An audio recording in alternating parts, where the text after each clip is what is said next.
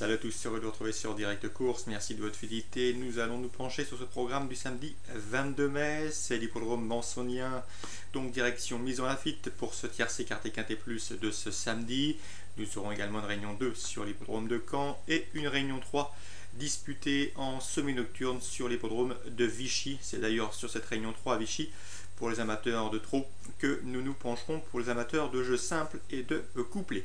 Petit mot tout d'abord sur le tiercé quarté quinté plus, c'est le grand handicap de Maison Lafitte. Autant vous dire tout de suite que ce quinté réunit des chevaux d'une bonne valeur d'ensemble, des concurrents bien connus en pareille société. Ils sont tous âgés de 5 ans et au-dessus. Distance à parcourir 2000 mètres. Particularité, ce parcours des 2000 mètres de Maison Lafitte se dispute en ligne droite. Je vais vous communiquer mes 5 préférés et pour les amateurs de combinaisons plus élargies, 2 outsiders. Mon préféré sera le numéro 2, à savoir Ménestrol. Le cheval est âgé de 8 ans. Il est présenté par Didier Prodhomme, monté Franck Blondel. Un Franck Blondel en pleine forme. Je vous rappelle qu'il a notamment remporté un quintet avec Desert Océan cette semaine. Donc attention à ce Ménestrol, il a pour lui l'expérience. Il a également pris du moral dernièrement sur l'hippodrome de Longchamp. Sachez aussi qu'il évoluera sur un bon terrain à son entière convenance. C'est vrai qu'il doit porter ici 58,5 kg, mais son expérience, sa forme du moment, le bon terrain qu'il affectionne doivent lui permettre de très bien courir dans cette course qui constitue pour lui un objectif. Il fait l'objet de bruits très favorables sur les pistes d'entraînement.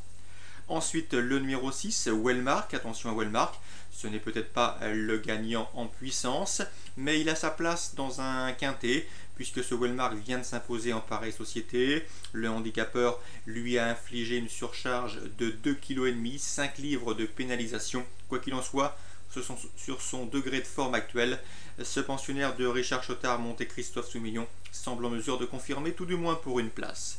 Toujours dans l'ordre des numéros, le numéro 10, Marandinho, attention à lui, il a prouvé également qu'il valait un lot comme celui-ci. C'est un cheval qui aime galoper aux avant-postes. S'il n'est pas contrarié par son numéro de corde en dehors, eh bien ce pensionnaire d'Éric Libaud, monté Thierry Cueillet, doit lui aussi jouer un tout premier rôle. Ensuite, on se méfiera du 14, Zimri. Un Zimri qui est en net regain de condition, lui aussi devrait évoluer sur un terrain à sa convenance. C'est un cheval qui doit pouvoir faire l'arrivée, en tout cas il a prouvé qu'à ce poids, il fallait compter avec lui dans les handicaps quintés. Je termine avec le 16, Angel of Rain. Angel of Rain qui n'a plus à faire ses preuves en pareille société. L'élève de Robert Collet sait finir vite, donc c'est simple avec lui. Il faut une course rythmée. Il faut également éviter les embûches et se frayer un passage pour conclure. Si tel est le cas, lui aussi doit pouvoir briguer l'une des 5 premières places de cet événement. Donc dans l'ordre des numéros, mes 5 préférés seront le 2, le 6, le 10, le 14 et le 16. 2, 6, 10, 14 et 16. Mon favori pour ce quintet sera le numéro 2, Ménestrol, que je pense capable de remporter cette épreuve, le grand handicap de Maison Lafitte. 2 outsiders très rapidement. Le numéro 1, Representing, qui constitue un point d'interrogation. Il est tout simplement invaincu en 2 sorties publiques. Il a prouvé en dernier lieu que les 61 kg ne lui faisaient pas peur. Donc c'est un cheval qui débute ici dans les handicaps. Reste à savoir s'il est pris à sa juste valeur, en plus de 40 de valeur, en 43,5 pour être précis. Donc attention à lui, ce n'est pas une base intégrale car ses limites sont mal définies et en plus son poids reste à prouver. Quoi qu'il en soit, sur son degré de forme actuel, mieux vaut l'inclure comme un coup de poker dans ce quintet. Et petit mot également sur le 5, Talamon, présenté par l'allemand Peter Schiergen, qui a fait appel à Gérald de Mossé pour piloter son Talamon. Un Talamon qui a déjà eu l'occasion de faire ses preuves dans les quintets sur notre sol. Donc attention à ce Talamon. Je me rappelle également que je voulais vous préciser que le numéro 14, Zimri, présente l'avantage d'avoir déjà gagné sur ce parcours des 2000 mètres ligne droite, un plus non négligeable. Donc on se résume très rapidement en chiffres. 2, mon favori, ensuite le 6, le 10, le 14 et le 16, et un peu plus loin le 1 et le 5. Direction maintenant le centre-est et plus précisément l'hippodrome de Vichy pour vous communiquer mes informations. J'ai pu m'entretenir avec plusieurs professionnels, certaines de ces interviews sont disponibles gratuitement dans la rubrique Canal Turf Radio, ne vous en privez surtout pas. Sachez également que quand vous cliquez sur n'importe quel cheval, sa fiche statistique apparaît, toujours un paramètre important au moment d'établir vos jeux. Donc dans la première, Jean-Michel Gaudin présente deux de ses élèves, le 103 hors paillettes. Cette jument est en retard de gain, elle a bien débuté sous la selle, elle a été longtemps arrêtée, ce qui justifie qu'elle n'a pas les gains, en tout cas en rapport avec son potentiel. Méfiance, elle peut se placer. Il présente également le 117 Océan du Temps, qui évolue dans sa catégorie, lui aussi dispose d'une belle chance. Dans ces conditions, avec le 103 et le 117, je vous conseille un couplet de 4 chevaux, notamment le 112 Kerner, Philippe Boutin, l'homme de Ferristan, qui fut l'une des stars d'un GNT plus ancien, et le 108 Prince Rod, attention à lui, un cheval qui n'est pas cité par la presse, qui reste sur des résultats discrets, mais son entourage a fait de ce meeting de Vichy un objectif, donc c'est de lui dont peut venir la surprise. Donc dans la première, les informations concernent le 103, le 117, le 112 et le 108. Ensuite, dans la sixième désormais, Christine Delamarre présente deux pouliches estimées, le 607 Toscane de l'Oise et le 609 Thalys du Bois. Ces deux pouliches possèdent un sacré potentiel.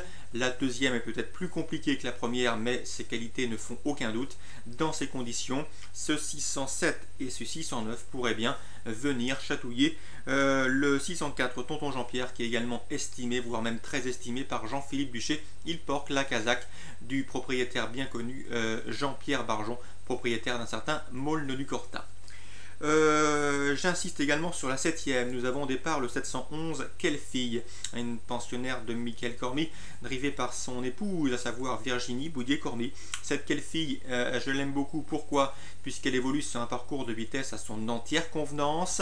C'est une véritable spécialiste des parcours autostart. D'ailleurs, les deux dernières fois qu'elle s'y est produite derrière l'autostart, eh bien, c'est deux succès au compteur. Une victoire à Lyon-Pareilly en dernier lieu, et une victoire sur l'hippodrome de Cagnes-sur-Mer, c'était l'été dernier. C'est vrai ici qu'elle doit composer avec un numéro en deuxième ligne derrière la voiture, mais à mon avis, cette jument qui est capable parfaitement de courir caché doit pouvoir jouer un premier rôle. Je ne la vois pas sortir du trio gagnant. Donc avis aux amateurs de jeu simple placé, le 711 Quelle fille, sur un parcours autostart à son entière convenance.